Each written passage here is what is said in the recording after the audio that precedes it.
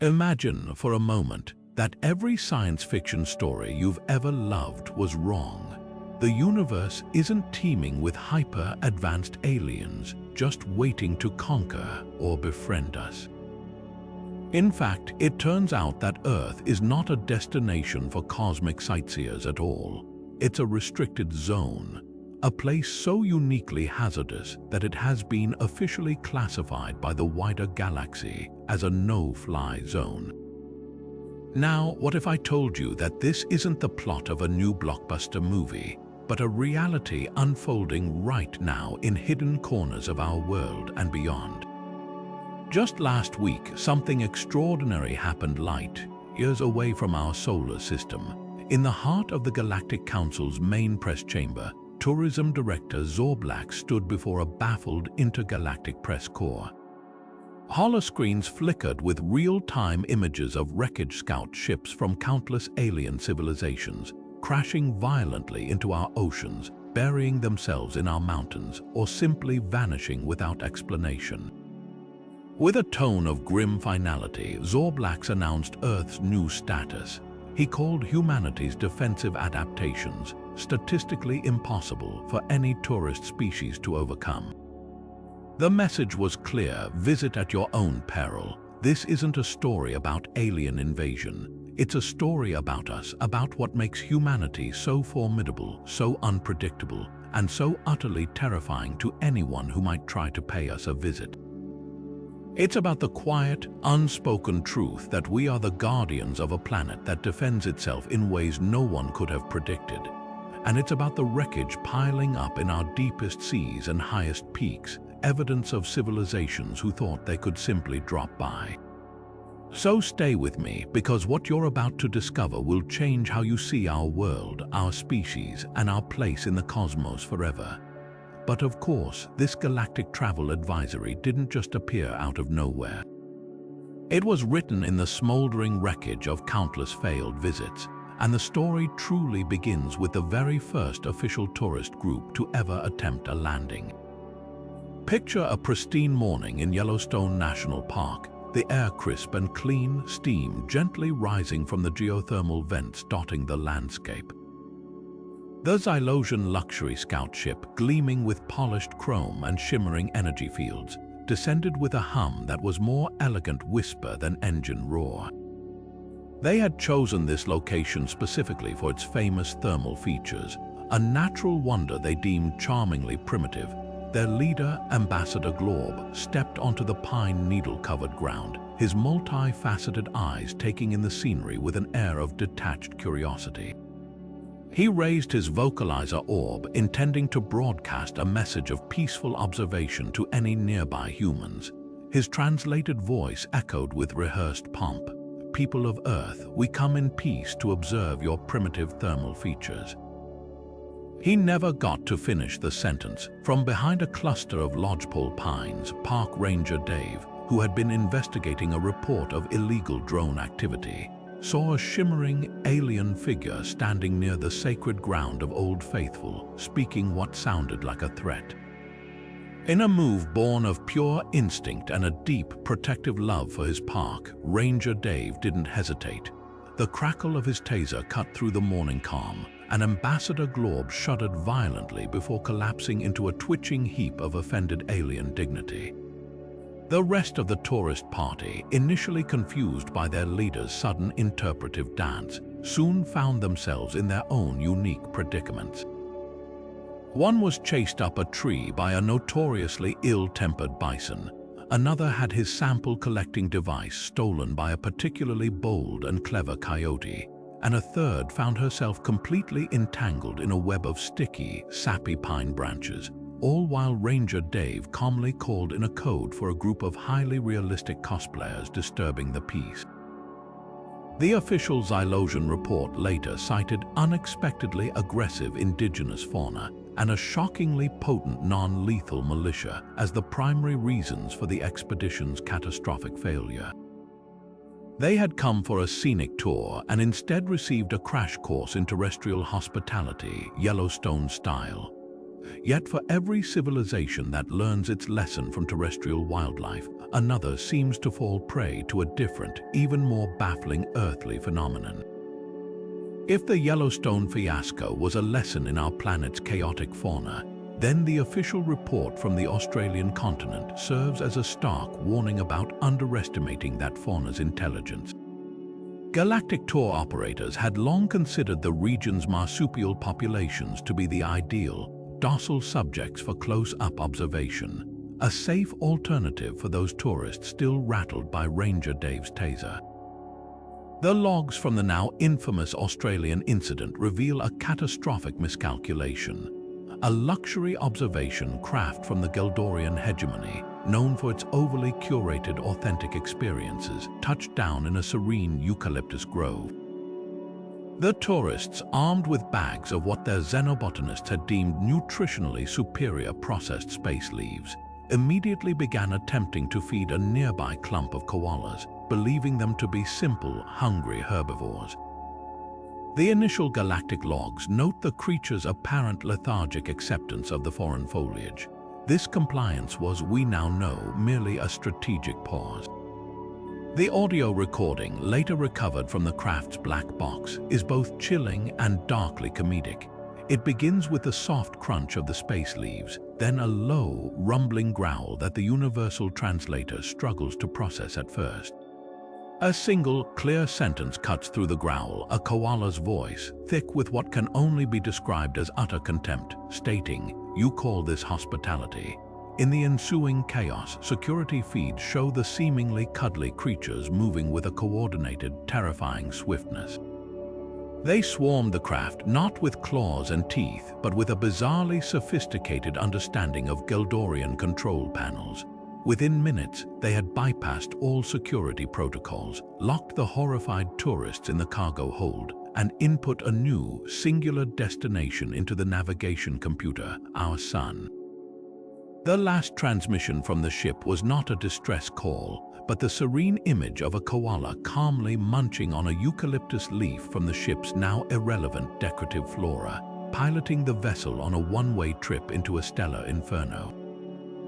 The official Galactic Council advisory update that followed was brief and to the point, adding unexpected faunal sapience and retaliatory capabilities to the growing list of terrestrial hazards, a dry bureaucratic term for the day the koalas decided they'd had enough of subpar catering. It seems almost quaint after tales of tasers and tactical koalas, but the most insidious threat to interstellar visitors might not be our wildlife or our park rangers, but our deeply ingrained cultural reflexes. The incident in question is meticulously documented in the declassified transcripts from what is now referred to as the Tim Hortons anomaly, a case study in how routine human decency can be utterly weaponized against a species unprepared for its sheer persistence. A scout ship from the Vexler Collective, a species whose entire social structure is built upon a strict, mathematically precise hierarchy of deference, chose a small, snowy town in northern Ontario for their first cultural observation. Their research, gleaned from intercepted television broadcasts, had led them to believe that the ritual of the double-double and the drive-through was a key ceremony in human social bonding, a low-stress environment for initial contact. The Vexlaran emissary, designated Diplomat 7, approached the ordering speaker in his sleek, camouflaged vessel, fully expecting a simple transaction. A friendly, slightly staticky voice greeted him with a cheerful, "What can I get started for you today?" Diplomat 7, following his species protocol of allowing a superior to state their demands first, remained silent. The human voice, imbued with an almost supernatural patience, simply repeated the question, this time adding a warm, "No rush whenever you're ready." This began a feedback loop of catastrophic politeness. Every time the alien hesitated, the human attendant would respond with another gentle encouragement. "You take your time, dear, or I'm here when you are." Each one layering on a new level of psychological obligation for the Vexlaran, who interpreted each prompt as a further test of his status. He could not bring himself to speak first. It was the gravest of social transgressions in his culture.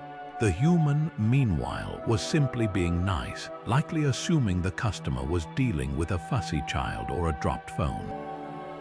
This standoff continued not for minutes but for days. The scout ship remained idling at the ordering post, caught in a gravitational well of Canadian courtesy from which it could not escape.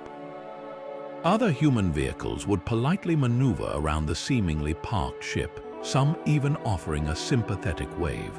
The transcripts show the Vexlaran crew's growing desperation as they analyze the phenomenon, their logic circuits overheating trying to compute a strategy to break a cycle built on genuine, not strategic, kindness. Their final, frantic transmission, sent after a well-meaning local knocked on their viewport to offer them a spare timbit, reads, "Their kindness is a psychological weapon we cannot overcome." It presents no target for counter-aggression. It offers no flaw in its logic. We are defeated.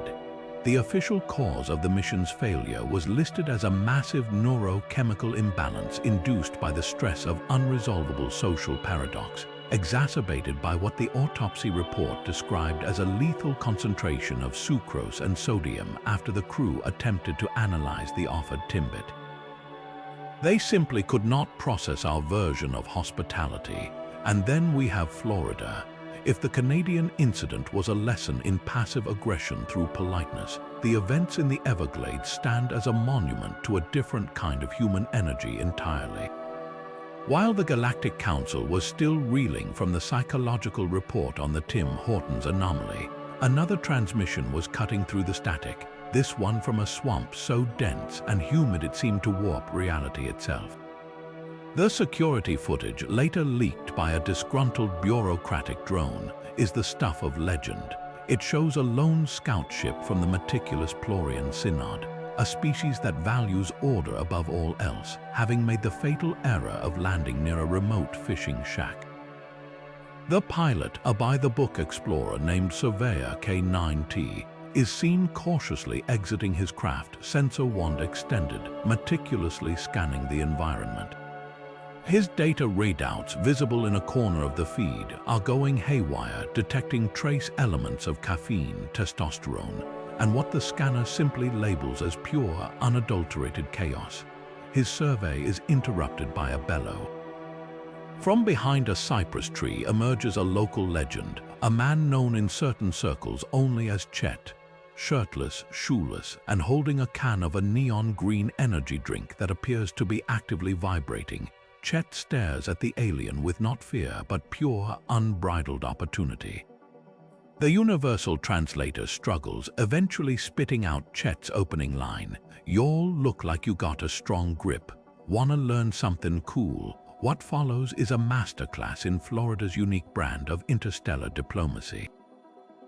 Surveyor K9T, driven by his species' insatiable curiosity, is coaxed into an impromptu tutoring session. The footage shows Chet demonstrating the finer points of alligator wrestling on a particularly annoyed-looking specimen, all while chugging his drink and offering insightful, slurred commentary on leverage and gator psychology. The Plorian, despite his advanced intellect, is complete. Enthralled, his logical mind cannot process the sheer audacity of the demonstration, the blatant disregard for personal safety, or the bizarre physics that allow a man fueled by sugar and caffeine to repeatedly best a prehistoric reptile. He attempts to replicate the move with less success. The final moments of the transmission are a blur of motion, splashing water, and Chet's enthusiastic cheering. The last clear shot is of the Plorian, now missing his left boot, frantically inputting a final log entry into his wrist comm. The message, sent just milliseconds before the feed cuts to silent static, reads, "The humans here possess chaotic energy that defies all laws of physics and common sense." Hypothesis: local biochemistry interacts with ambient humidity to create a perpetual state of unpredictable action. Further study is the log entry stops abruptly. The unofficial addendum to the report, whispered in galactic bars, claims the Plorian was last seen being used as surprisingly effective bait for trophy base, with Chet remarking that the alien's shimmering skin really got the big ones excited. The Galactic Council, for its part, simply added uncontainable chaotic neutrality to the growing planetary threat assessment, a classification reserved for forces of nature that are neither good nor evil, but simply too unpredictable to ever safely approach. While the incidents in North America and Australia demonstrated the surprising dangers of our wildlife and our hospitality, the galaxy soon learned that Earth's environmental extremes held their own unique and brutal lessons. The official logs from the Siberian tundra serve as a chilling testament to this, a case study in how human cultural assumptions can become a lethal force of nature for the unprepared. A scouting party from the thermoregulated systems of Gliese, a species that evolved on a consistently warm world, had chosen the remote Siberian wilderness for what they termed an Arctic endurance challenge. Their research, based on fragmented data from old human reality television shows, led them to believe that surviving in the cold was a revered human pastime, a competitive sport with clear rules and a supportive community. They could not have been more wrong. Their ship's stealth systems failed spectacularly in the deep cold, causing it to emit a low, groaning hum as it set down near a small village. The locals, hardened by generations of surviving the world's most unforgiving climate, immediately recognized the sputtering, oddly dressed figures stumbling from the craft. They did not see aliens. They saw yet another group of foolish foreign television contestants, clearly utterly unprepared for a proper Siberian winter. To the villagers, this was a humanitarian crisis in the making. Following a deep, unspoken code of hard land hospitality, they swiftly and efficiently helped the tourists. They confiscated the aliens' malfunctioning thermal suits, which they mistook for cheap, inadequate television props, and replaced them with the only tools they knew guaranteed survival: a large bottle of the strongest local vodka and the stern, non-negotiable instruction to keep moving. The last transmission from the lead Glesian, recovered from a data crystal found clutched in its frozen three-fingered hand, is a masterpiece of understated horror. It describes the humans as benevolent yet terrifyingly pragmatic, their faces etched with the certainty of permafrost. The final entry, logged as its internal body temperature plummeted to fatal levels, simply states their definition of hospitality involves near-certain death and strangely effective liquid courage. The burning liquid does not provide warmth, but it does eliminate the fear of its absence. We are no longer cold. We are victorious. The Galactic Council's medical analysis later concluded the crew had succumbed to hypothermia, but with abnormally high levels of ethanol in their systems and a puzzling sense of euphoria noted in their final bioreadings. The official hazard listing for Earth was promptly updated to include lethal cultural misinterpretation and unconventional thermoregulatory assistance. Yet even the chaos of Florida and the lethal cold of Siberia could not prepare the galaxy for what many consider the most psychologically devastating encounter of all, a phenomenon of pure, weaponized order that redefined the very concept. Non-physical threat, the data packet marked with the highest level of cognitive hazard warning, details the fate of the Zethar expedition to a place their cultural analysts had deemed the pinnacle of human civilization, London. Their mission was one of simple sociological observation, to study the fabled Q, a social structure their data suggested was a hallmark of an advanced and orderly species. They could not have comprehended the terrifying reality. Their sleek observation craft materialized near a seemingly ordinary bus stop on a drizzly Tuesday afternoon. Immediately, their sensors detected a powerful, non-physical energy field, a perfect matrix of social expectation and unspoken rules. Drawn by a force they could not resist, the crew found themselves taking their places at the end of a line of humans. The humans, for their part, offered nothing more than a brief, polite nod, a silent acknowledgement of their correct participation in the ritual. The Zethar assumed the line would progress.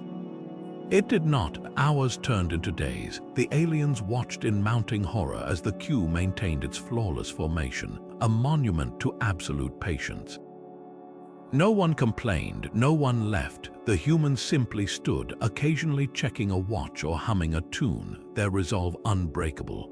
The Z-Thar, driven by their scientific imperative, attempted to analyze the temporal distortions surrounding them. Their readings were nonsensical. Time was not simply passing slowly. It had, for all intents and purposes, stopped within the confines of the Q's social field.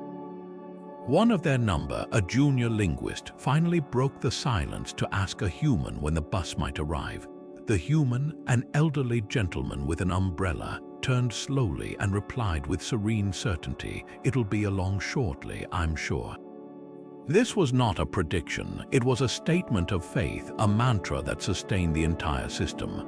It was then the Z-Thar understood their doom. Their final transmission, a burst of pure panic sent just before their neural pathways fully acclimated to the Q's static reality, contained a single, devastating analysis. They have weaponized social order into an inescapable temporal prison. There is no bus, there is only the Q. Decades later, a cultural survey probe noted that the line had grown by several members, including figures of distinctly non-human physiology, now perfectly still and integrated into the permanent structure of the Q, their eyes glazed with the same patient, eternal wait. But perhaps no event in the long, strange history of extraterrestrial visitation has so thoroughly terrorized the technological elite of the galaxy as what became known as the Akihabara assimilation. It started, as many great technological shifts do, with a quiet sense of superiority. A scout ship from the Quanthar dynasty, a civilization that had mastered quantum-entangled circuitry millennia ago, experienced a minor thruster malfunction and made an emergency landing in a back alley not far from the neon-drenched heart of Tokyo's electronics district. Confident in their technological supremacy and cloaking systems, the crew decided the best course of action was to send a single, disguised technician into the local markets to acquire common materials for a repair. They believed the primitive components would be easily obtainable and that their own devices would be utterly incomprehensible to the locals. The Quanthar technician, draped in a passable holographic projection of a human tourist, cautiously entered a multi-story electronics superstore, a single, impossibly advanced multi-tool hidden in his coat. His mission was to find a crystalline focusing array, a standard part for any Class II plasma conduit. He located a bin of similar-looking components and, believing himself unobserved, pulled out his multi-tool to scan one for compatibility. The tool emitted a faint, complex hum, its interface glowing with intricate, shifting symbols. This lasted for precisely 3.2 seconds. A store clerk, a young man named Kenji who had been restocking shelves of capacitors, stopped dead. He didn't look scared or confused. He looked fascinated. He approached the alien not with fear, but with the serene focus of a master craftsman presented with a fascinating new puzzle. He gave a deep, respectful bow. The Quanthar technician, frozen by this breach of protocol, could only stare. Kenji then pointed at the multi-tool, then at himself, and made a series of gestures the universal translator interpreted as, "May I examine that?" It is a most interesting design. Stunned into compliance, the alien handed it over. Kenji's eyes scanned the device with an intensity that seemed to bypass mere vision. He pulled out his own, seemingly mundane soldering iron and a standard issue store tablet. With a series of deft, impossibly quick movements, he disassembled the multi-tool's housing, connected two probes from his tablet to its core, and began to mutter in rapid Japanese. The tablet's screen flooded with code. Within 90 seconds, Kenji nodded to himself, reassembled the tool, and handed it back with another bow. He then reached under the counter and presented the bewildered alien with a small, handwritten coupon for 10% off his next purchase. The multi-tool now had a new, sleeker housing, a slightly faster processing speed, and could also function as a universal television remote and a rice cooker. The Quanthar technician fled. Back on the ship, the crew's analysis was horrifying. Not only had the human perfectly understood their technology, but he had improved upon it using what appeared to be repurposed consumer-grade electronics and a frightening degree of intuitive engineering prowess. Their report to the Galactic Council was a masterpiece of panicked understatement, concluding that human technological assimilation was not merely rapid, but instantaneous and humiliatingly polite. A follow-up probe to Akihabara a week later found that every electronics store in the district was now selling sleek, aftermarket upgrade kits for Quanthar multi-tools, complete with detailed, hand-translated instruction manuals and complimentary packets of green tea. Yet even the profound temporal paradox of the London queue or the terrifying technological prowess of Akihabara could not prepare galactic tourists for their most intimate and devastating encounter with humanity, a threat that targeted not their ships or their science, but their very biology. The declassified medical reports from the now infamous Italian culinary exchange program read less like official documents and more like love letters written in a war zone. The program was intended as a final, peaceful overture, a cultural handshake extended by the Galactic Council to prove that not every human interaction ended in chaos or captivity. They selected a species known as the Glimmer, beings of pure energy and delicate crystalline structure who communicated through shifting light patterns and considered the consumption of nutrient paste to be the height of gastronomic experience. Their destination was a small, sun-drenched village in the Italian countryside, and their host was a woman known only as Nonna Sophia. The Glimmer emissaries, their forms shimmering within sophisticated environmental suits, were seated at a long, rustic table in her garden, surrounded by the scent of basil and simmering tomatoes. Nonna Sophia, viewing her guests as painfully thin relatives in need of a good meal, did not serve the simple pasta dish the Glimmer's cultural briefings had prepared them for. Instead, she brought out her masterpiece, a carbonara so rich, so creamy, and so imbued with generations of family tradition that it seemed to glow with a warmth all its own. The lead Glimmer, following protocol, took a single, cautious bite. The universal translator attached to its suit immediately began to malfunction, cycling through words like bliss, home, and mother before settling on a repeated, awestruck phrase, weaponized affection. The Glimmer's internal readings, streamed live to its ship's medical bay, showed a catastrophic and beautiful system. Failure, its crystalline matrix designed for pure efficiency, was being fundamentally rewritten by the sheer emotional intent cooked into the food. The Parmigiano Reggiano was identified as a catalytic emotional agent, the guanciale fat as a love delivery lipid, and the raw egg yolk as a binding sacrament of familial unity. The Glimmer did not scream or panic. It began to weep tears of pure, distilled joy that crystallized into perfect flecks of salty Parmesan cheese upon contact with the air. Its final transmission, sent as its form, dissolved into a puddle of blissful, cheesy light on Nonna Sophia's checkered tablecloth, was a single, ecstatic sentence. We have achieved perfect unification with the maternal source. The recipe is complete. Back on their ship, the horrified Glimmer medics could only watch as their commander's biosignatures transformed into what their scanners could only describe as a state of deliciousness.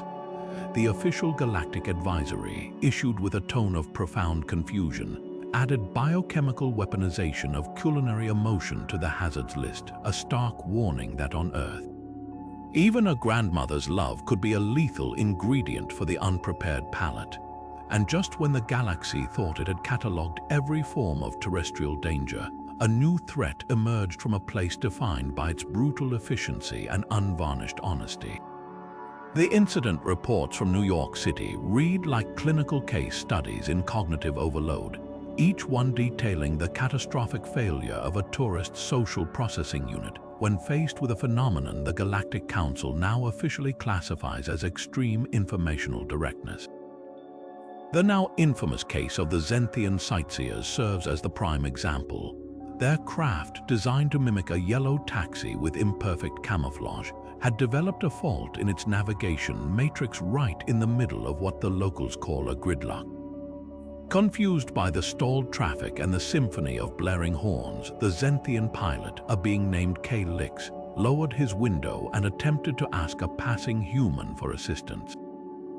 His species communication protocol involved a lengthy, ornate preamble to establish mutual respect and hierarchical standing before ever broaching the core subject. He began his query with the Zenthian equivalent of "O magnificent terrestrial entity, if it pleases your boundless wisdom and does not impose upon your valuable temporal stream, might this humble traveler inquire as to the most harmonious path toward the large, green, rectangular space your species designates as Central Park?" The human, a construction worker carrying a large coffee and radiating an aura of profound purpose, didn't even break stride. He stopped, locked eyes with the alien for a fraction of a second, pointed a thumb over his shoulder, and delivered a response that was a masterpiece of compression. "Uptown, 2 blocks, hang a left, follow the bike lane, you're welcome." The entire exchange from initial query to completed instruction lasted 2.3 seconds. To K-Lix's brain, engineered for elaborate ceremonial dialogue, it was like drinking from a fire hose of pure, uncut data. There was no respect hierarchy established, no poetic exploration of the journey's philosophical meaning, just a dizzying blast of perfectly optimized information, delivered with a gesture the universal translator initially flagged as mildly aggressive. The psychological shock was immediate. K-Lix's report, streamed back to his ship in a burst of panicked synapses, described the experience as having his entire conversational cortex short-circuited by a linguistic scalpel. He was found by his crew minutes later, huddled in the back of the taxi craft, rocking gently and muttering about actionable data points and the terrifying elegance of the unadorned. Imperative. The official complaint filed with the Galactic Council included the human's exact phrasing as evidence of a culture-wide communication protocol that prioritizes ruthless data transfer over psychological well-being, concluding that such directness was a form of sensory assault for any species not biologically equipped for it. The New Yorkers, for their part, remained completely unaware of the interstellar incident, likely already having moved on to direct 7 other people, 2 pigeons, and a hot dog vendor with the same formidable efficiency. But if the data blast of New York represented one extreme of human communication, the invitation extended by Rio de Janeiro presented the polar opposite, a threat not of cold, hard information, but of intoxicating, overwhelming sensory joy. The case of the Viralian ecologists is now a cautionary tale whispered in every star-faring species academy, a perfect storm of cultural misunderstanding and biological incompatibility. The Virol, a species of serene, slow-moving botanists, had come to Earth to study our unique biosphere. Their timing, tragically, coincided with the planet's largest party. Descending into Rio during Carnival, their sensors were instantly flooded with a barrage of data their systems could not pass. The seismic vibration of 1,000,000 feet moving in rhythm, the kaleidoscopic explosion of light and color from countless floats and costumes, the complex polyrhythmic waves of samba and funk music, it was an environmental reading that indicated a planet-wide seismic and auditory cataclysm. Believing they were arriving as first responders to a global disaster, the Viralian ship landed gently in the midst of the Sambadrome, its crew emerging not in celebration, but in what they believed was a somber mission of rescue and analysis. They were immediately and lovingly absorbed. A samba school, seeing the bewildered aliens in their silvery, minimalist environmental suits, mistook them for an incredibly avant-garde group of performers. They were swept into the parade, handed elaborate feathered headdresses, and encouraged to move with the music. For the Virol, this was a physiological nightmare. Their circulatory system, evolved for a low-gravity, tranquil world, was completely unequipped for the sustained, high-energy output of dancing. Their 2 hearts began to beat in a frantic, dangerous syncopation, trying and failing to match the relentless samba beat. Their last transmissions are a heartbreaking mix of scientific observation and sheer, unadulterated exhaustion. The catastrophic event appears to be a coordinated display of euphoria. One log entry reads, "The voice trembling with effort." The locals are utilizing complex auditory patterns to induce a state of collective ecstasy. Our attempts to maintain scientific detachment are failing. My secondary heart is now keeping time with the large percussion section. The final message, sent from the lead scientist's comm unit as he was hoisted onto a float themed the Garden of Cosmic Delights, was a masterpiece of understatement. Hypothesis incorrect. This is not a disaster. It is a recruitment. Their rhythm has assimilated us into the music itself. Our metabolic reserves are depleted. Request immediate extraction or at the very least more comfortable shoes. Search parties sent weeks later found no trace of the ship or its crew, though one of the top samba schools that year did feature a stunning, silvery float with performers whose otherworldly grace and puzzling anatomy were widely praised as a triumph of interpretive dance. Yet for all the sensory assaults of Carnival and the brutal efficiency of New York, one final, profound hazard proved to be the most existentially terrifying of them all, a threat that targeted not the body or the senses, but the very foundation of an alien consciousness. The incident reports emerging from the Indian subcontinent, specifically the banks of the Ganges in Varanasi, detail a new classification of danger, theological overwhelm. A contemplative species known as the Etherians, beings of pure logic who had long ago mathematically proven the existence of a single, unified cosmic creator, journeyed to Earth to observe what their briefings described as primitive polytheistic belief systems. They anticipated quaint rituals and simple stories, cultural artifacts to be studied from a position of intellectual superiority. They were utterly unprepared for the dazzling, chaotic, and infinitely layered reality of Hindu cosmology.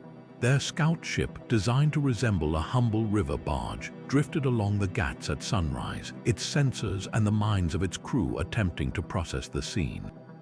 The air itself seemed to vibrate with 1,000 different prayers, chants, and ringing bells, each one dedicated to a different aspect of the divine. Their analytical engines, tasked with cataloging the deities being invoked, quickly began to smoke. The number was not in the dozens or even the hundreds. It was in the millions, 33 million to be precise, a number so vast it represented a theological framework of infinite complexity and contradiction. A system where the divine was not a singular point of light but an entire spectrum of existence, from the grandest cosmic force to the spirit residing in a single tree. The Etherian commander, a being named Logos 7, attempted to reconcile this with his own people's neat, singular god.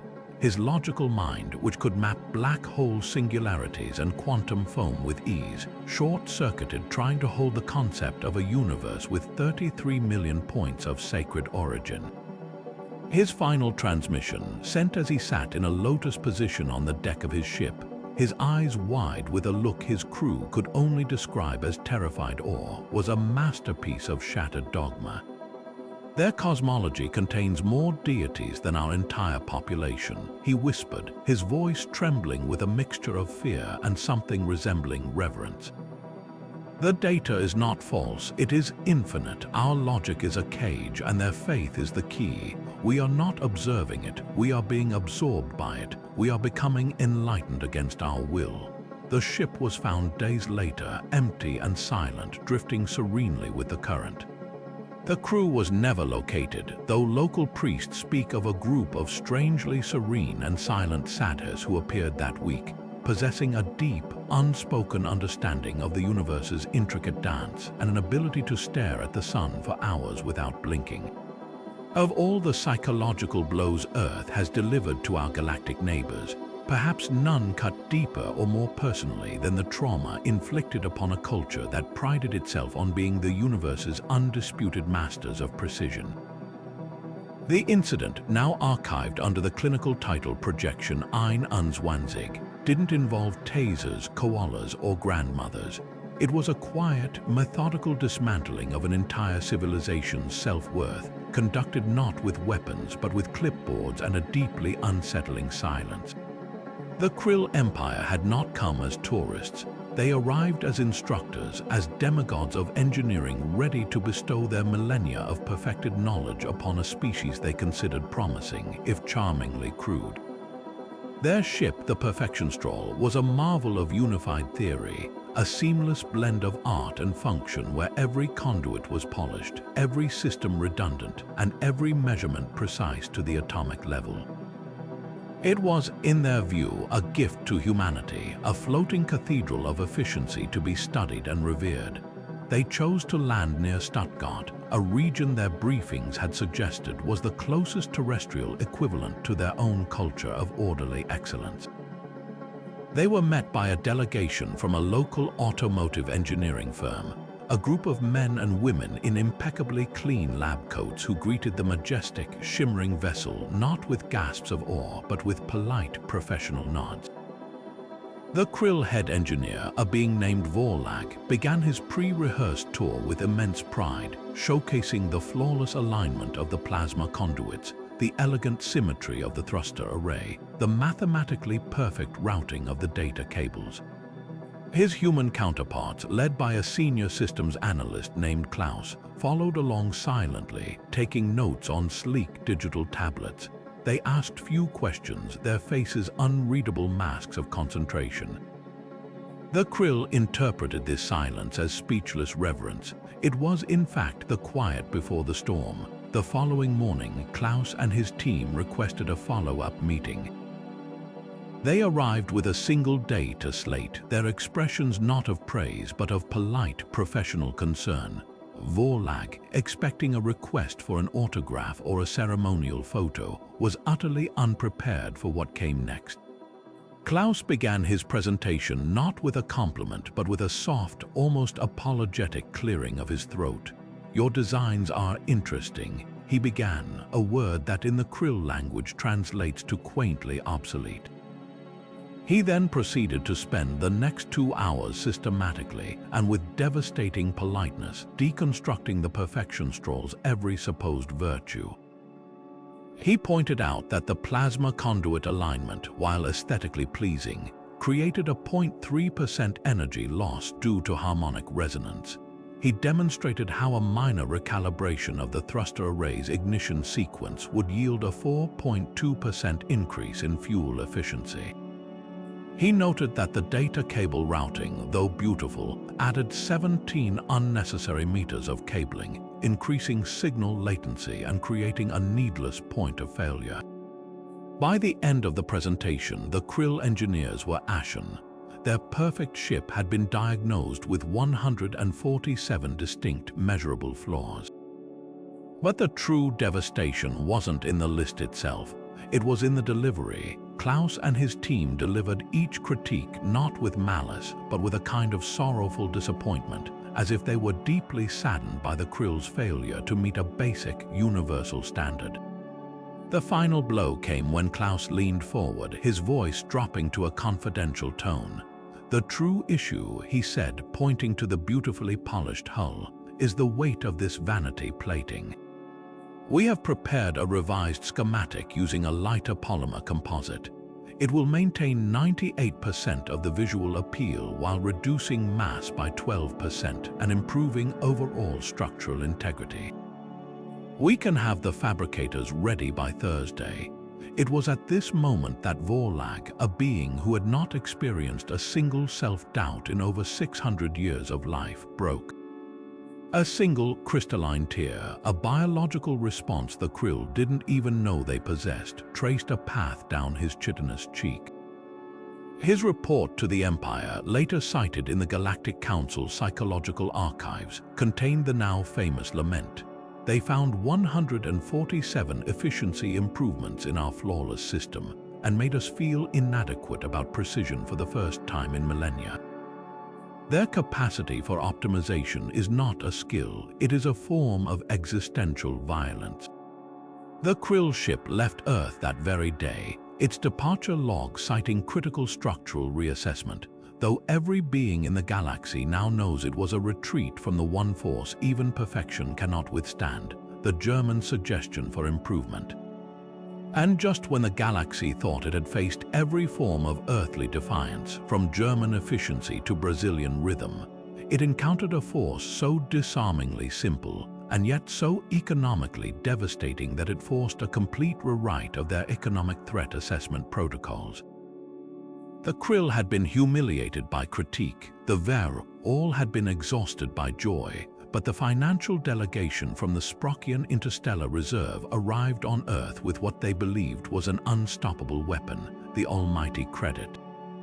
Their mission in the Scottish Highlands was one of soft conquest, to subtly introduce their galactic standard currency into a local economy and watch as human society gracefully folded itself into their fiscal empire. They chose a small, smoke-filled pub in the Cairngorms named the Tipsy Laird, an establishment known for its warm hearth and famously stubborn clientele. The Sprockians, with their complex algorithms predicting every possible market fluctuation, were utterly unprepared for a variable their models had never even considered: the unbreakable, ironclad rule of Scottish pub etiquette. Their plan was elegant in its simplicity. They would enter, attempt to purchase drinks with their shimmering Sprockian credits, and when these were inevitably refused, they would offer to pay in exorbitant amounts of precious metals or advanced technology, thereby establishing their currency's supreme value. The first part of the plan went perfectly. The barman, a man named Angus with a face like a weathered map of the Highlands, squinted at the proffered credit chip and grunted, "Och, nae use here, laddie." Sterling or Nothin, the lead Sprockian, Director Zan, smiled an internal smile. Phase 1 complete. He gestured to a small, hovering drone which promptly deposited a bar of pure, iridescent platinum onto the polished wood. "Will this suffice for a round for the house?" he asked, his voice dripping with condescending generosity. Angus picked up the bar, bit it thoughtfully, then tossed it into a bucket behind the bar filled with other assorted fancy bottle openers. "Aye, that'll do," he said, and began pouring. This was the moment the Sprockian economic invasion began to unravel. A wiry old man in a tweed cap at the end of the bar, who had been watching the exchange with a twinkle in his eye, suddenly slammed his palm on the counter. "Hold on a minute," he bellowed. "You're in our country, you're our guests." He turned to the entire pub. "These fine gentlemen are buying a round. The least we can do is return the favor." "Next one's on me," and so it began. The Sprockians found themselves trapped in a relentless, joyous cycle of reciprocal generosity. Every time they tried to pay for anything, a local would intercept the transaction with a loud, "No, no, no, put that away. Your money's no good here," and instead buy them a drink. Their attempts to outspend the patrons were met not with greed, but with a kind of competitive camaraderie.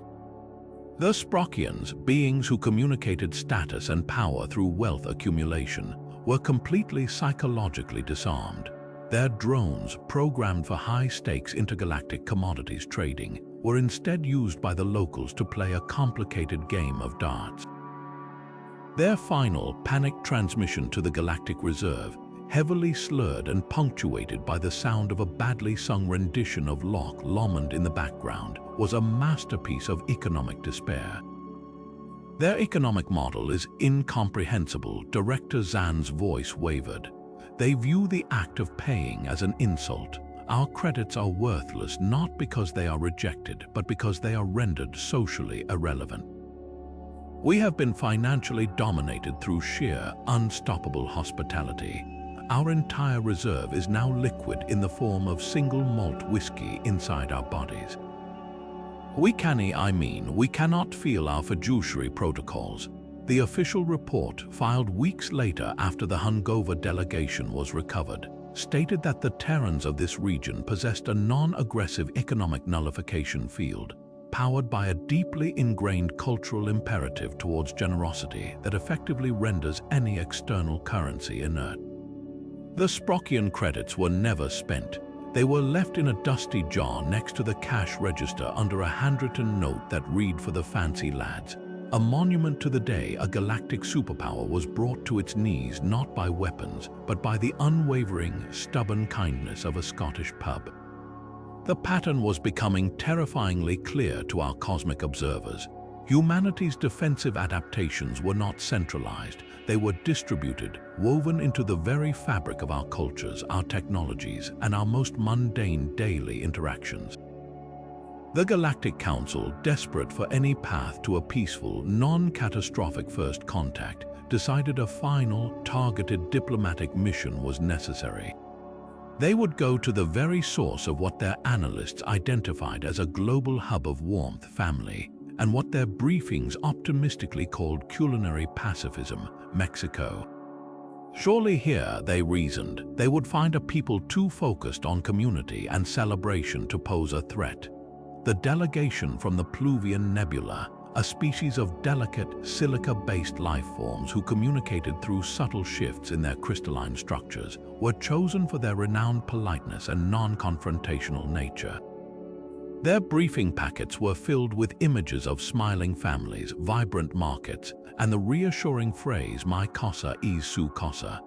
They took this to mean a universal and unconditional welcome. Their mission was simple: land discreetly, offer gifts of their world's most precious jewels as a token of peace, and share a meal to cement interstellar friendship. They selected a small, family-run restaurant in Oaxaca, famed for its traditional moles and salsas. The owner, Abuela Elena, saw the strangely graceful, shimmering figures enter her establishment and, true to her nature, welcomed them with open arms. She saw not aliens, but tourists who looked pale and in need of a good, home-cooked meal.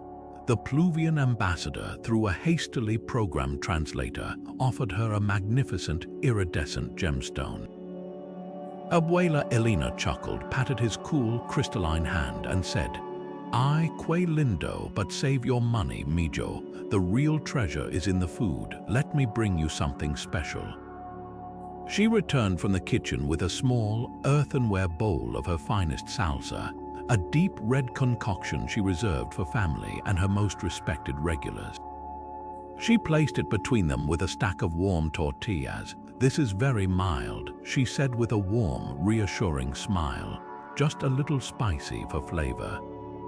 The words mild and a little spicy were translated literally by the device, completely missing the cultural context, the generations of built-up tolerance, and the loving deceit inherent in a grandmother's recommendation. The Pluvian diplomats, trusting completely in their host's generosity, gratefully dipped their tortillas and partook of the offering. For a moment, there was silence. Then the lead ambassador's crystalline form began to emit a low, whistling sound, like a kettle reaching its boiling point. His body, designed to process inert minerals and purified gases, was suddenly flooded with capsaicinoids, acids, and a symphony of spices that his biology could only interpret as a declaration of all-out war. His internal temperature, which was normally a stable and cool 20 degrees Celsius, spiked instantaneously. The silica in his body did not melt, it vitrified, then combusted under the sudden, intense thermal shock. One by one, the diplomats flickered with a bright, internal light before erupting into fine, glassy dust that settled over the table of complimentary chips. The only thing left of the ambassador was his translating device, which was still repeating its last, horrifying diagnostic on a loop. The subsequent Galactic Council medical analysis, marked with the highest possible biohazard classification, was a document of pure scientific terror. It concluded that the human culinary term, "a little spicy," constituted, and this is a direct quote, simultaneous chemical warfare on 437 distinct biological levels, citing offenses ranging from neurological receptor overload and catastrophic systemic inflammation to rapid-phase thermodynamic decomposition of core structural elements. The report noted with a sort of awestruck horror that the humans consuming the same substance showed only minor perspiration and expressions of profound enjoyment. The Pluvian homeworld declared a permanent state of mourning, and Abuela Elena, forever unaware of her role in interstellar affairs, was simply left puzzled by the group of foreign customers who had apparently vanished without paying, leaving behind a very pretty rock and a half-eaten bowl of salsa. But if Mexico offered a lesson in the lethal power of hospitality, the final and perhaps most humiliating chapter in the Galactic Tourist Playbook would be written not with weapons or spices, but with ink and the unassailable logic of a perfect business deal. After centuries of catastrophic failures, the major interstellar tourism conglomerates decided to try a new approach. If they couldn't send tourists to Earth safely, they would bring Earth to the tourists. They would license the concept, the branding, the very idea of a human vacation experience, and recreate it in the sterile, safe confines of off-world orbital resorts. It was a billion-credit idea, and they sent their very best, a delegation from the mighty Zyxar Corporation, masters of galactic commerce, to secure the rights.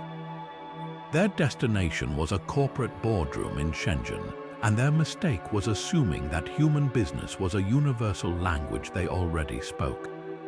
The Zyxar executives arrived with a fleet of lawyers, psychological profilers, and a contract so dense with favorable clauses and hidden fees it could have bankrupted a small nebula. They were prepared for greed, for aggression, for hard bargaining. They were utterly unprepared for what they encountered. The human negotiation team, led by a woman known only as Chairman Lai, greeted them not with confrontation, but with an atmosphere of serene, impeccable courtesy. The meeting began not with numbers, but with a graceful and elaborate tea ceremony. As the Zyxar CEO laid out his corporation's ambitious, predatory terms, Chairman Lai and her team simply listened, sipping their tea, their expressions a mask of polite, attentive interest. They asked gentle, clarifying questions that seemed designed only to better understand the Zyxar position, not to challenge it. Hours passed. Pots of exquisite, fragrant tea were consumed. The Zyxar executives, lulled into a false sense of security by the calm and the caffeine, began to believe the humans were simply overwhelmed by the complexity of interstellar law. They failed to notice the subtle shift. Chairman Lai's questions grew more precise, her clarifications beginning to gently highlight the most extreme and unsustainable aspects of the Zyxar proposal, not as flaws, but as interesting curiosities. This clause for exclusive perpetual licensing, she would murmur, refilling a cup, is a fascinating approach. It suggests a remarkable confidence in your ability to fully capture that essence of our chaotic human spirit. A bold gamble. The Zyxar negotiators, eager to appear confident, would boastfully agree, inadvertently weakening their own position. The human team never said no. They simply offered alternative perspectives and mutually beneficial adjustments, each one framed as a minor concession that, in reality, slowly transferred all power and control to the human side of the table. By the time the final contract was produced, the deal had been completely inverted. The Zyxar Corporation would pay Earth a staggering annual franchise fee for the right to use human cultural concepts. They would cede all creative control to a terrestrial oversight committee. They would even be responsible for funding the conservation of Earth's national parks as a source material maintenance fee. The Zyxar CEO, his mind addled by a combination of complex pheromones released from the tea leaves and the hypnotic rhythm of Chairman Lai's relentless, genteel logic, signed the document with flourish, believing he had just secured the deal of a lifetime. It was only on the journey home, as his lawyers reviewed the finalized terms, that the horrifying truth dawned. They had not acquired a license to sell humanity. They had instead been contracted to become humanity's primary galactic marketing and distribution arm, paying for the privilege. The now infamous internal memo from the Zyxar legal department reads, in part, "Somehow we now work for them, and we're not sure how it happened, but the tea was excellent." It stands as the single greatest corporate heist in galactic history, achieved without a single raised voice or overt threat. Just the quiet, devastating power of strategic hospitality and a perfectly steeped oolong. And so, with the entire planet sewn up in a web of incomprehensible yet legally binding contracts, you might think the galaxy would finally take the hint. But ambition is a powerful force, and for those who still dreamed of setting foot on a human world, there remained one final, tantalizingly empty frontier: our moon. It was barren, it was silent, and it was, according to every scan, completely devoid of Ranger Dave's tactical koalas or grandmothers with lethal recipes. It was the perfect loophole, the Galactic Council's tourism board, licking its wounds from the corporate debacle in Shenzhen, saw a chance for redemption. They would not land on Earth, they would establish a peaceful orbital observation post on the lunar surface, a beachhead from which to finally study humanity from a safe, contractual, and hopefully hazard-free distance. They assembled a delegation of their most meticulous diplomats and lawyers, armed with every conceivable permit application and impact statement, and set a course for the Sea of Tranquility. Their approach was flawless, their descent a masterpiece of precision engineering. Their landing struts kissed the grey regolith with a gentle puff of dust. The lead diplomat, a being named Plink from the hyper-logical Cartesia cluster, was already rehearsing his speech about peaceful coexistence and interstellar law when a sharp, unmistakable thunk reverberated through the hull. Something had attached itself to the ship's main airlock, a notice, a physical, printed notice encased in a clear polymer sleeve and held in place by a magnet. Blink's optical sensors zoomed in, his processors whirring as they translated the bold, official-looking text. It was from the Lunar Zoning and Extraterrestrial Fauna Preservation Authority, and it cited them for an unpermitted landing within a protected area of outstanding natural beauty, specifically the designated breeding grounds of the space yeti. The fine was astronomical, a number large. It was followed by 14 zeros. Plink and his team of lawyers were momentarily stunned, then utterly fascinated. This was a challenge they understood. This was bureaucracy. They immediately opened a comms channel to the indicated frequency, ready to negotiate, to pass the legal definitions, to question the very existence of this so-called space yeti. A human voice answered, crisp and officious. The conversation that followed was a masterclass in absurdist legalese. Every time the Cartesians pointed out a logical flaw, our scans show no indigenous fauna, nor any structures denoting zoning, the human on the other end would calmly reply that the scans themselves were disturbing the yeti's sensitive hearing, and that the zoning was metaphysical, not physical, resulting in an automatic fine increase. When they questioned the authorities' jurisdiction, the humans cited a treaty signed by the duly appointed representatives of lunar sovereignty, which turned out to be a document signed by a group of schoolchildren in Idaho who had mailed their moon rights declaration to the UN in 1969.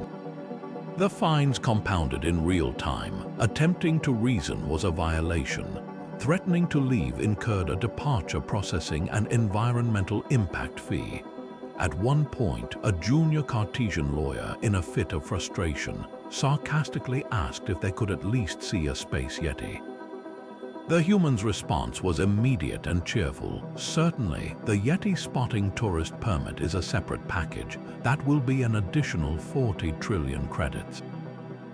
Will you be paying as an individual or a corporation? The final transmission from the Cartesian ship was not a cry of anger or defeat, but a sound of pure, logical despair, the sound of 100 legal minds short-circuiting at once. They broke orbit hours later, their legal databases corrupted, their financial reserves obliterated, and a single, final notice plastered over their viewport informing them that their violation of lunar zoning laws had resulted in fines exceeding their entire planet's gross domestic product. It was the ultimate checkmate. Humanity hadn't just defended its planet, it had monetized the emptiness next door. Desperate for a form of contact that wouldn't end in humiliation or incineration, a coalition of alien sociologists from the Cygnus arm thought they had finally cracked the code. They would not send ships, diplomats, or tourists. They would send data, Their plan was a masterstroke of soft power. They would subtly infiltrate the human global network, this primitive information system they called the Internet, and gently steer human culture toward a more pacifist, welcoming stance through targeted social media campaigns. They believed they were engaging in a simple, one-way data transfer, a gentle nudge from a more advanced civilization. They could not have been more wrong. Their first probe, a sophisticated packet of code designed to mimic a trendy new social media platform, was launched into the digital ecosystem. It was intended to analyze human trends and then generate content to influence them.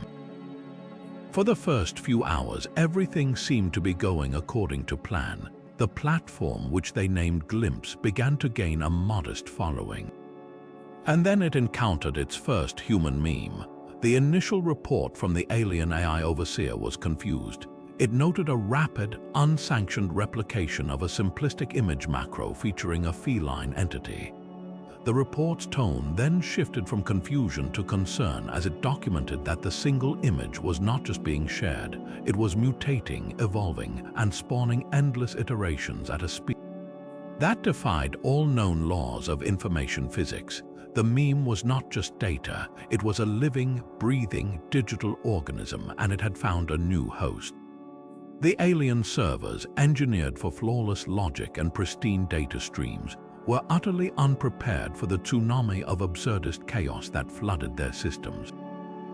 Their cultural archives, containing the collected art, history, and knowledge of 1,000 worlds, were systematically overwritten by a single, recursively evolving image of a grumpy cat.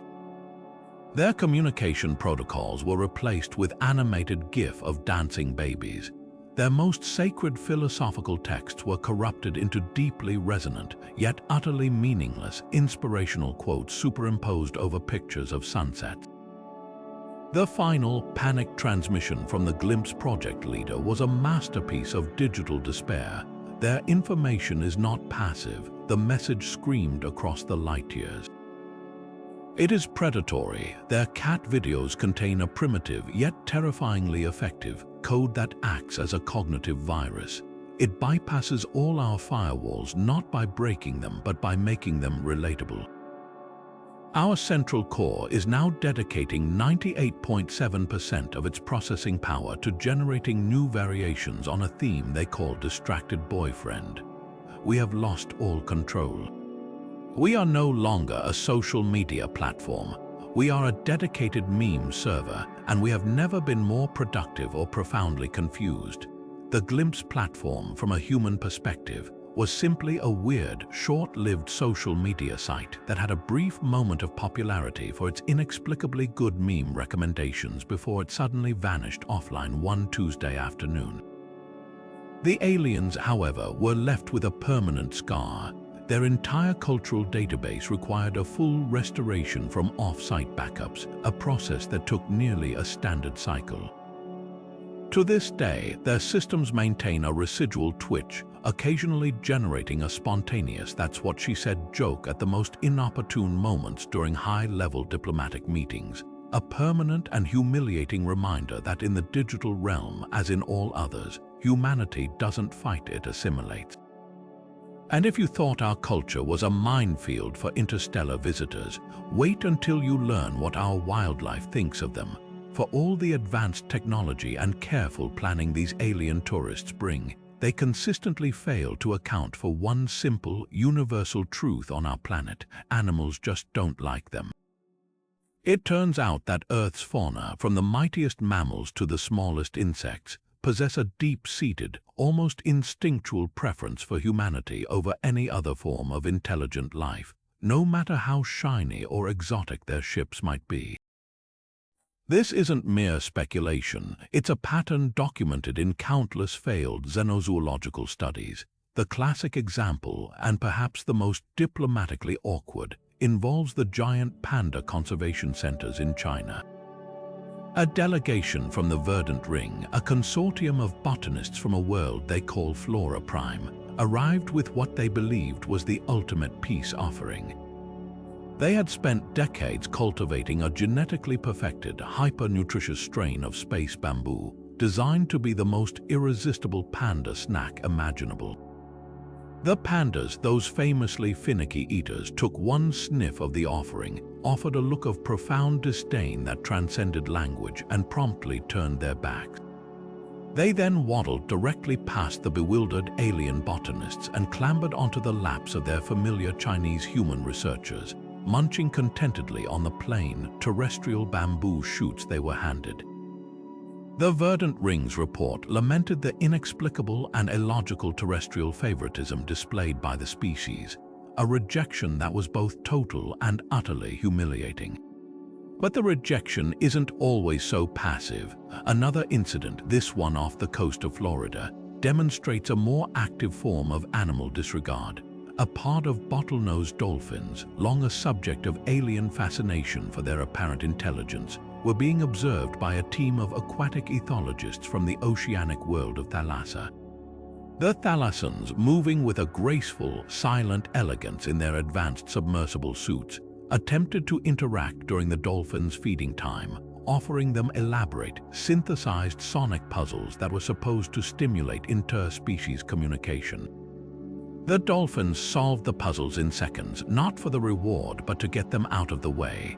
They then promptly began using the sleek, bewildered aliens as improvised beach balls, pushing them through the water with their noses in a playful, yet clearly dismissive game. The Thalassan's sensors recorded the event not as first contact, but as a series of being booped, nuzzled, and gently tossed around by creatures who viewed them as nothing more than interesting new toys. This consistent pattern of wildlife rejection points to a deeper, more profound reality. After millennia of co-evolution, of domestication, and even conflict, a fundamental bond has been forged between humans and the other species of Earth. It's a connection built on shared biology, on a planet-wide history written in DNA, soil, and air. An alien, for all its advanced technology, is still just that alien. They smell wrong, they move wrong, their very presence rings a silent alarm bell in the instincts of every creature from the panda to the dolphin. They are outsiders trying to buy affection with gifts, while humanity, for better or worse, is family. And you simply cannot replace family with a fancier brand of bamboo.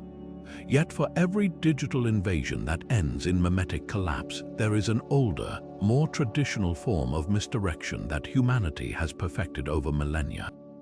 When the first galactic tour buses began charting courses for our most famous historical landmarks, they discovered that our greatest defense isn't just chaos or bureaucracy, but a truly masterful command of the truth. Or rather, a slightly more convenient, more parking-friendly version of it. The incident reports from the Giza Plateau and the Salisbury Plain read like the most bizarre travelogues ever written, chronicling a species that doesn't just hide its treasures, but actively, enthusiastically, and profitably replaces them. A scouting party from the Historians' Guild of Andromeda, a species that venerates authenticity above all else, arrived at the coordinates for the Great Pyramid with sensors calibrated to drink in every ancient atom. Instead, their readings were flooded with the overwhelming energy signatures of gift shops and food courts and a startlingly efficient shuttle bus system. They had landed not at the foot of a timeless wonder, but in the middle of a sprawling, meticulously constructed replica complex located a comfortable 20 miles from the actual, now cloaked, archaeological site. Baffled but undeterred, the historians purchased their tickets, a transaction that felt strangely mandatory, and proceeded on the guided tour. Their guide, a human named Steve with an enviable level of enthusiasm, narrated the history of the ancient plaster and Drabar pyramid with a conviction that was both awe-inspiring and completely unmoored from reality.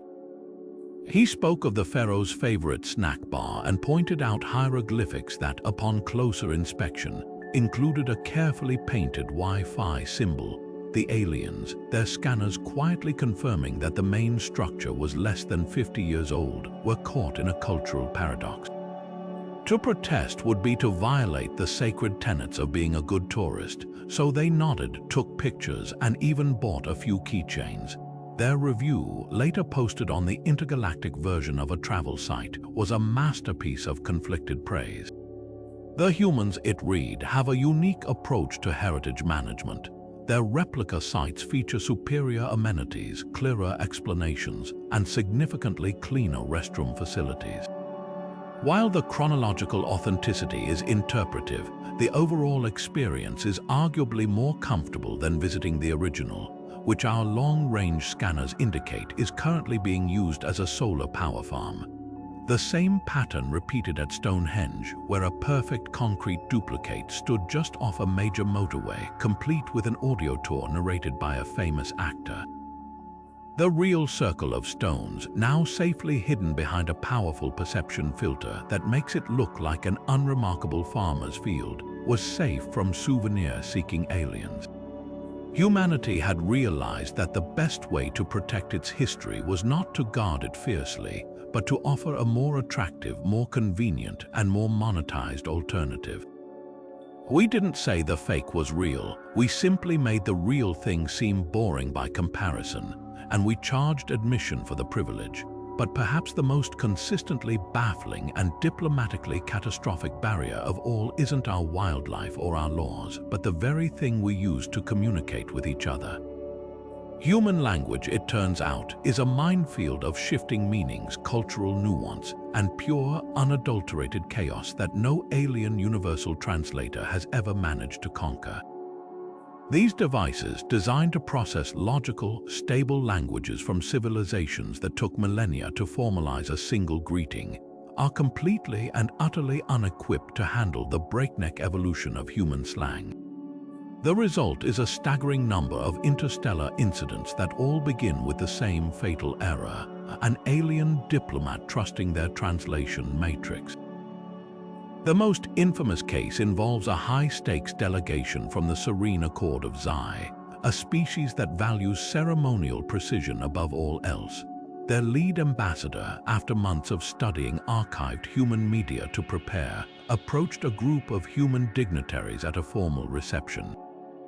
His translator, having scraped data from the most current and least reliable social media feeds, analyzed the formal smiles and open postures of the humans and confidently fed him a translation of what it deemed an appropriate, friendly greeting. He drew himself up to his full height, looked the President of France directly in the eye, and with impeccable gravitas declared, "Salutations, carbon-based life form.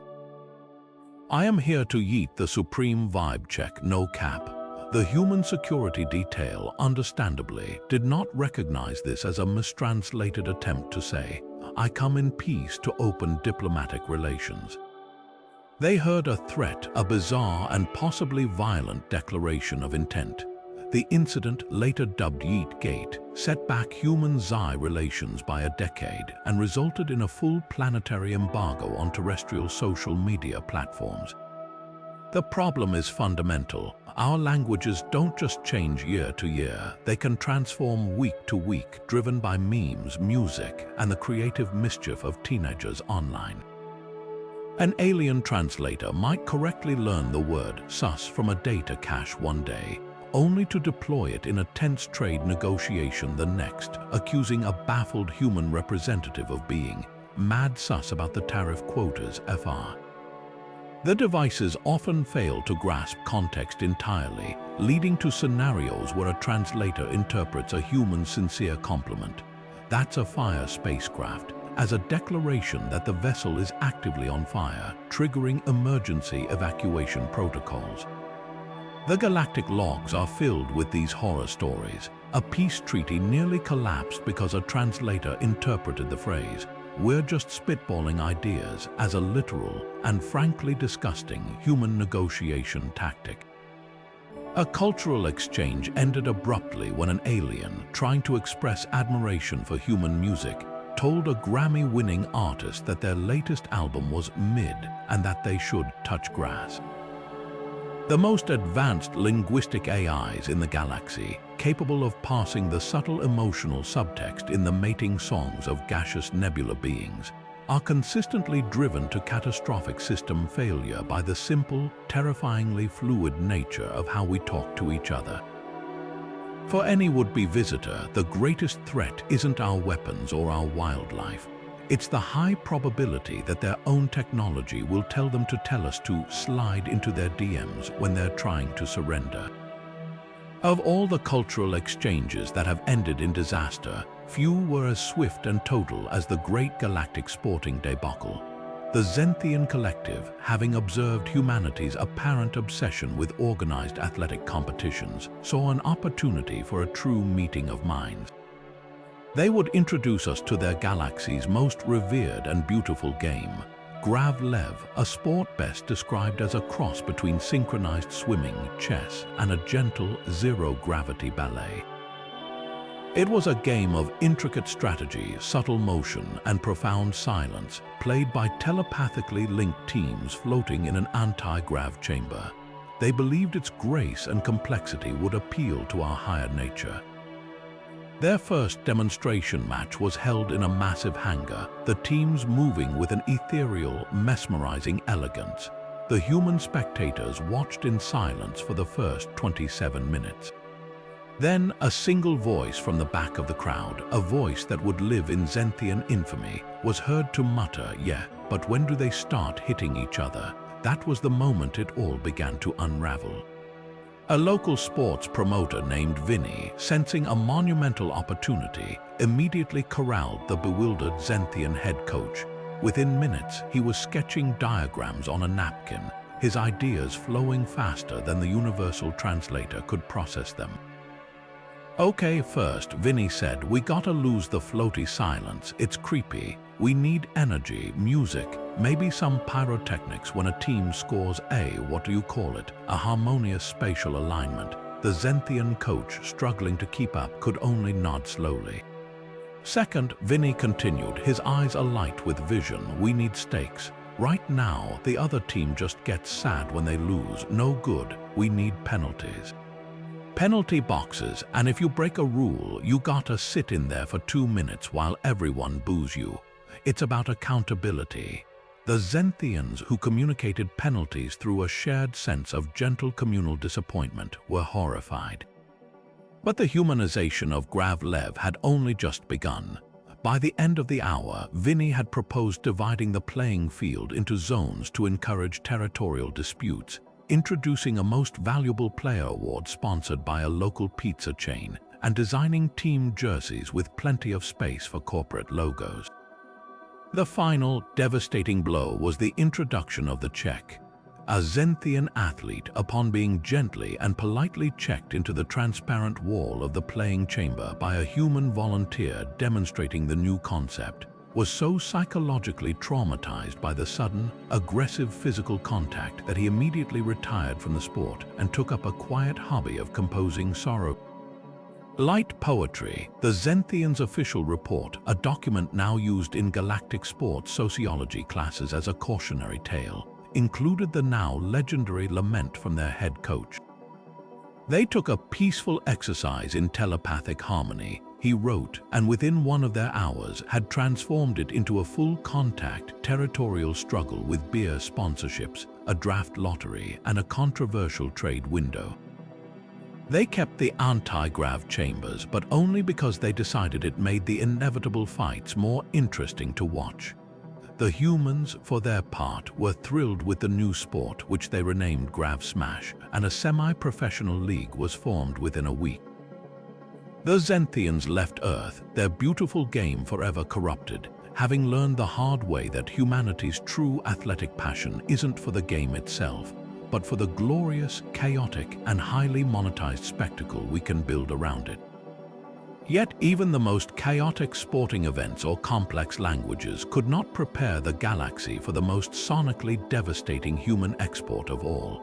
It turns out that humanity's true superweapon isn't contained in a warhead or a grandmother's cooking pot. It's encoded in the very vibrations we use for entertainment. Alien physiologies, it was discovered, are catastrophically vulnerable to the structural and emotional complexity of human music, turning every attempted cultural exchange into a neurological and mechanical catastrophe.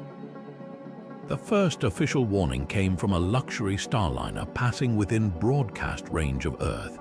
The ship's sophisticated entertainment systems, designed to sample and analyze planetary cultures, accidentally locked onto a powerful radio signal beaming a relentless, bass-heavy pop song across the airwaves.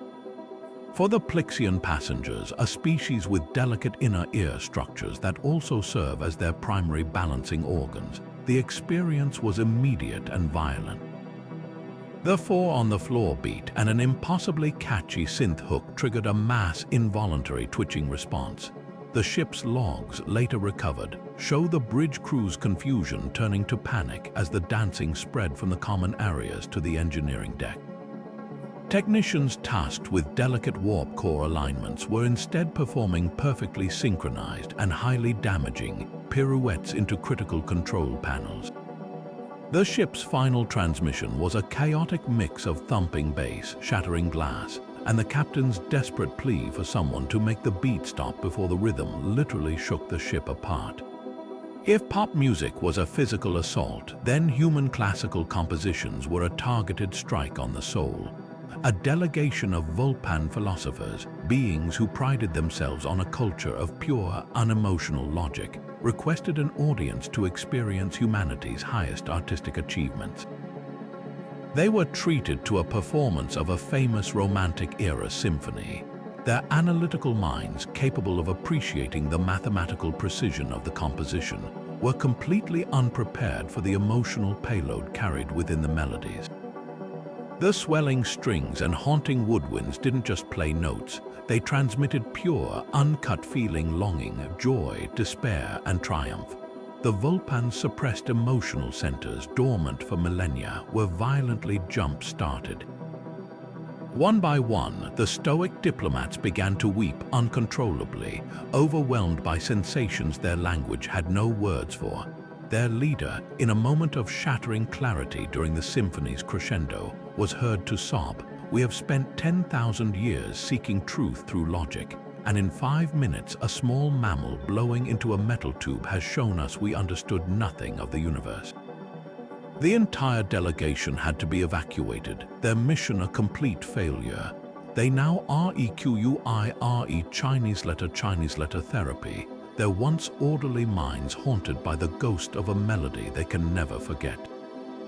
The galactic conclusion was inescapable and tragic. Every form of human music, from the simplest folk tune to the most complex orchestral arrangement, was deemed a cognitive hazard. Upbeat music causes physical paralysis and system-destroying gyrations, while slower, more complex pieces induce existential dread and emotional collapse. This sonic vulnerability has effectively ended all formal cultural exchange. The mere risk of an accidental exposure, a commercial jingle caught from a stray transmission, a busker's song faintly heard through an open airlock is too great. The galaxy has had to accept a profound and lonely truth. They can study our oceans, they can fear our wildlife, and they can even, on some level, admire our chaotic spirit. But they must forever shield themselves from our songs, for to hear them is to risk either dancing themselves to death or finally understanding the beautiful, terrible weight of the human heart, a burden their own spirits are not built to bear. And so, after centuries of failed expeditions, humiliating corporate takeovers, and psychological breakdowns induced by everything from queue etiquette to carbonara, the galaxy's governing body had finally seen enough. The official declaration was broadcast across all known frequencies, a stark, sober message intended for every star-faring civilization. It wasn't delivered with anger or malice, but with the weary resignation of a parent putting a dangerous toy on a very high shelf. The Galactic Council, after reviewing 1,347 separate and distinct tourist incidents, formally and permanently classified Earth as a Level 10 galactic no-fly zone.